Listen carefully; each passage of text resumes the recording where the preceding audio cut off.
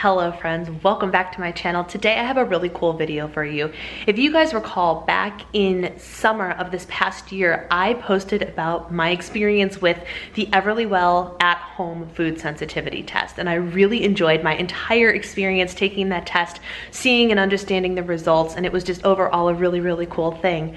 Well, something very cool happened, and EverlyWell reached back out to me and wanted to do some sort of collaboration for the new year, and they wanted me to take another test or two and post about my results, and I jumped at the opportunity. I was so stinking excited, and I got to pick whatever tests I wanted. So if you guys don't know, EverlyWell has a slew of different kind of tests, all of which you can take at home and get results sent to you online. It is very cool. So as I was considering what different tests to do, I knew that given my personal interests in my health, I'm very weight loss oriented and health and fitness oriented, as you guys probably know. So I wanted to take tests that helped give me more information along those lines. So the two tests that I'm going to share with you today are the thyroid test and the sleep and stress test. Without a properly functioning thyroid, it is very difficult for bodies to lose weight. So I figured, why not check in on my thyroid and make sure that everything is functioning properly. So that is the first test that I took, and you will see those results. And for those of you that know me, you know that I struggle greatly with quality sleep, amount of sleep, and insomnia issues. And we all know that if you don't sleep well, odds are it's a little bit harder for you to lose weight, stick to your diet. I mean, sleep has everything to do with everything, doesn't it? So because of that, I decided to take the sleep and stress test, which actually tests out the stress hormones and sleep hormones in your body throughout a given day. And the results are absolutely fascinating. So what you will see are the results of my tests, as well as the way that I took the test. And these are all clips that I've taken literally over the last couple of months, so I hope they are coherent and make enough sense for you. But without further ado, here are my results and my experience with the EverlyWell thyroid test and sleep and stress test. All right, so here is the actual testing process of the thyroid test. If you want to see, I mean, here's a rundown of everything that is in the box, but if you want to see how I did it the first time with the food sensitivity test, I will link that video up there for you, and it is a more in-depth look at everything, but the testing is essentially the exact same as it was in that video. In that video, my mother actually helped me take the test because I was afraid that the lancets were going to be too difficult for me to use. But alas, I'm running to the post office this morning and I was like, shoot, I want to get this in the mail. So I decided to try and do it myself, and guess what? It worked! Look at how good that looks too! So I'm just letting that dry, and I did it myself with my ring finger. And I actually pushed on the ring finger and did the tip of my ring finger is how it ended up working. But everything that was in this kit until I completely took it apart and decided to test it, alcohol prep pad, the collection card, 3 lancets. So I ended up using 2 of them because the first one I did the side of my finger and that didn't bring out any blood at all.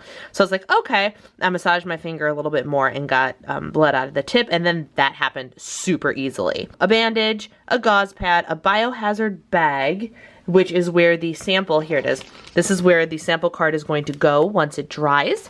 And then a return envelope and label, which I have over there. So what I do is you put the sample in the bag and then you box it all up and then you send it back to the lab, and my results will happen super soon, maybe 5 days or so. So that is everything that is happening with the testing. It was so easy. It took me 2 minutes, no joke. So now I just have to wait for this to dry so I can pack it up. With the thyroid test, the only difference is, instead of like 5 drops or whatever was necessary for the food sensitivity test, which again is linked up there, this required at least 6 drops. So there was a slightly larger collection thing, but I managed to get all the drops. So they have plenty of blood for me. So now I'm going to ship this off and we'll see what happens. Alright, so let's take a look at my test results here. The cool thing about EverlyWell is when you create an account, you can take as many tests as you want, and it's all compiled in one account. So as you can see, here's the test I took back in July, the food sensitivity test, and it has the dates that the results were posted. And as you can see, even though I received these tests at the same time, there's a significant time difference because of the sleep and stress test, which I will get into in a moment. But first, let's go ahead and take a look at the results of the thyroid test. Now, if you recall, the thyroid test was a blood sample test, and these are the 4 things that it tests out: T3, T4, TPO, and TSH.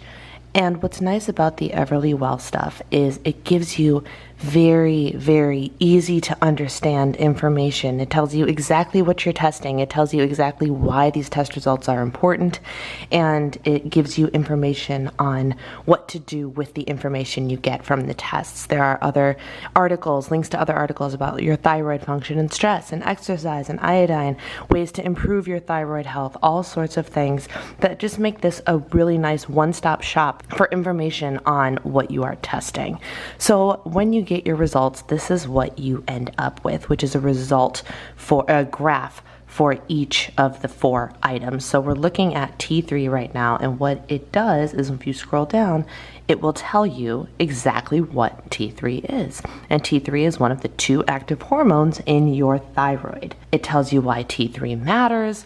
It's really very, very cool. And as you can see, based on my results right here, if you end up in this range, the yellow range, then things are a little bit low. If you end up in blue, you are normal. And if you end up in the red, you're high. And I am smack dab in the middle of where I am supposed to be.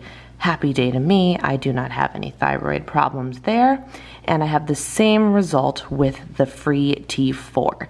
And the explanations of the T4 are pretty much the same as the T3. It's the same bit of information, but it's just a slightly different hormone. And mine is smack in the middle of the graph there too. And then it tests your TPO antibodies. And your TPO antibodies are thyroid peroxidase antibodies, and as you can see, they're the ones that bind to the thyroid enzymes and prevent normal thyroid function. So if you have a normal level, there is not an issue. And as you can see up here, we can only have elevated numbers and or high numbers, and I am nice and low, which means I have nothing that is preventing me from having normal thyroid function, which is amazing. And then TSH is your thyroid stimulating hormone, and this controls the hormone production in the thyroid gland. Mine is still in the normal range, but it is slightly higher than the middle of the range. But as long as we are in a normal range, all is well. So ultimately, the results from my thyroid tests are I have a completely normal functioning thyroid, which is a very, very good piece of information to know. All right, so for the sleep and stress test, things run a little bit differently than the other tests that I have completed by EverlyWell, in that this is actually a urinalysis, not a blood analysis. So what they need this time is urine samples. And so that has been interesting and fun. I have done 2 of the 4 required for the day, but this is how they come, and this little card. This part is what gets the sample on it. So what you do is they send you this nifty little silicone collection cup, and you go in that cup, and then you stick the little thingy in the cup, and eventually it will saturate all the way to the top, and then you leave them out to dry, and then they dry overnight. You close them up, you put them in the little biohazard bag, and you send the whole kit back to EverlyWell like you do with the blood samples. So it's just a little bit more complicated because it's just not quite as convenient. And there's another reason it's not so convenient, and that is because instead of doing it once, you have to collect 4 different samples at different times of the day. So this is actually, I'm doing this test about a week later than I originally anticipated, simply because I keep forgetting to get up in the morning and do it. So I put this kit in the bathroom the night before, so I would remember to do it first thing in the morning. So as you can see under the prep here, it tells you where the collections are. Remove contents from the box, print your names, blah, blah, blah, blah, blah, blah, blah. You must be collecting 4 samples from the same day. And the first collection happens immediately after waking, before taking any pills or supplements. Second collection is 2 hours later. So I did in fact set a timer, so I knew what I was doing. Third collection is prior to your evening meal, and fourth collection is right before bed. So this is measuring the different contents that get read in the urine throughout the day, which is how it's going to measure your different levels and whatnot. And then it gives you step-by-step instructions with pictures, just in case you had any doubt how this gets done. Next, we're going to move on to the sleep and stress test, which I was most excited to take. Not the physical act of taking the test, because it actually was a terribly inconvenient test to take for multiple reasons. The primary one being they limit the amount of water that you need to consume in order to get a saturated enough result to give you results. And the first time I took the test, the reason there's this time gap in here, I took the test very, very close to the same time I took the thyroid test, within a matter of days. But my samples were so diluted because I drink so much water that they had to send me another test because they could not test my results. They could not test my samples. There was nothing there to test. One of the cons of drinking so much water and staying so hydrated are you can't really take tests like this, but you know, we got it to happen. I got my results. Happy day. So the sleep and stress test basically tests your various hormone levels throughout the day to tell you how you're doing in this area. What happens is, as you can see, I have the 4 different things that it tested for and each collection. So let's look at cortisol first. As you guys know, cortisol is the body's primary stress hormone. And as you can see, this dark blue area is the normal healthy range. The first collection takes place first thing in the morning upon waking. The second collection takes place about 2 hours after that. The third collection takes place around dinner time, and the fourth one takes place right before bed.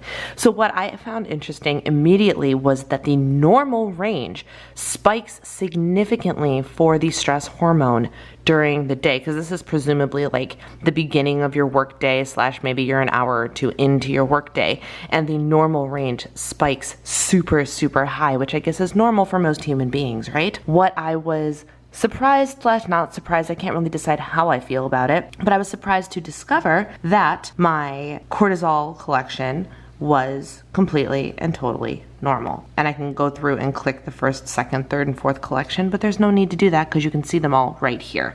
So this is my morning level. My stress spiked a little bit, but not really. And by spike, I mean it went up. It's nowhere near the high end of the range. And then in the evening, it bottoms out. I'm completely in the normal range for cortisol, which is amazing. And I should mention, just like the thyroid test, it has all the information about what you're testing right below your results. Why does cortisol matter? Additional resources talking about cortisol in chronic stress, cortisol in your diet. Apparently, I am not a very stressed human being, which, while there are days that I disagree, in general, I am pleased to see that my body is not having a high stress response. Cortisone is a steroid hormone produced by the adrenal glands, can be converted to cortisol. So this test basically is testing your stress levels on a chemical level. And as you can see, I once again am smack dab in the middle of the range, and I'm not even spiking all that high for the highest stress part of the day, which is amazing. So cortisone levels normal, cortisol levels normal. Creatine samples are very, very interesting. This is just your control sample that tells you that you have enough saturation in your sample to be able to collect the results.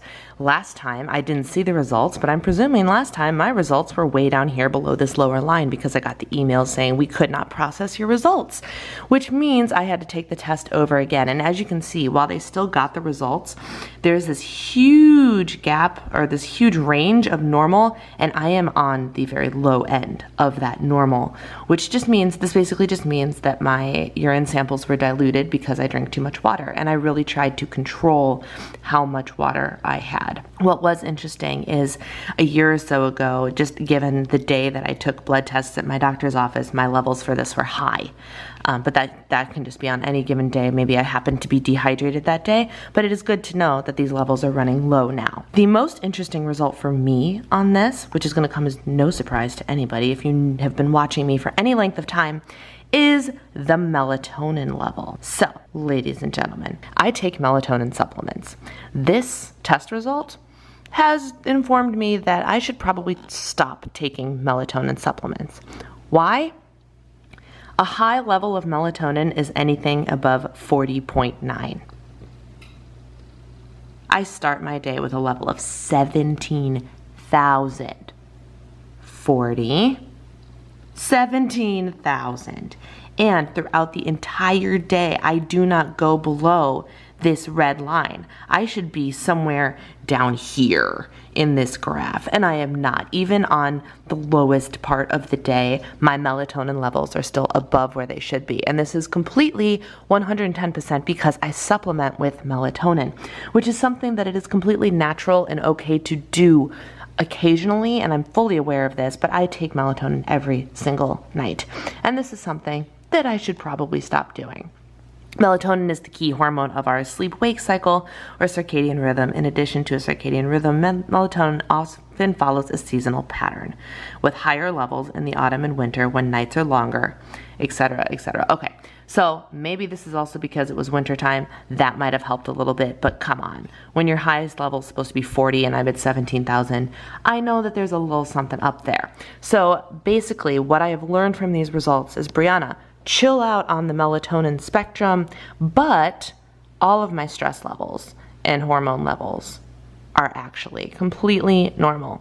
So the part of the sleep and stress test that I have to work on is the sleep part right here. But we all already knew that about me, which is great. So all of the test results here that I took today, the thyroid test and the sleep and stress test, basically just confirmed what I already thought I knew. Things are functioning normally and I need to work on my sleep. But that is the joy of the EverlyWell tests. I really, really enjoy taking these, and I just love having these results and having information in my hand about the way my body is working. I think it is very, very cool. So there you go. Those are my results for my different EverlyWell tests. For those of you that are interested, I will post the link to my food sensitivity test right up there, which was my first experience with EverlyWell, and it was such a positive one that I couldn't wait to work with them again. It was so much fun, and I think so very interesting. I'm very, very glad that most of my stuff came back normal, except for the melatonin thing, which we all know I have a problem with. And I swear 2019, I'm gonna get a grip on that and maybe hopefully stop using sleep supplements to help me sleep and really equal myself out there. So if you're interested in getting your hands on an EverlyWell test, I will leave the link down below for you. There's a multitude of tests, fertility tests, different vitamin levels tests, food sensitivity tests, STD tests, all sorts of stuff on there. So head over to EverlyWell and check them out. Shout out to EverlyWell for giving me the opportunity to work with them yet again. I really, really enjoy working with your company. I hope you guys are having a healthy and happy start to 2019, and I look forward to seeing you again soon. Thanks for taking the time to watch, guys. Take care. Bye.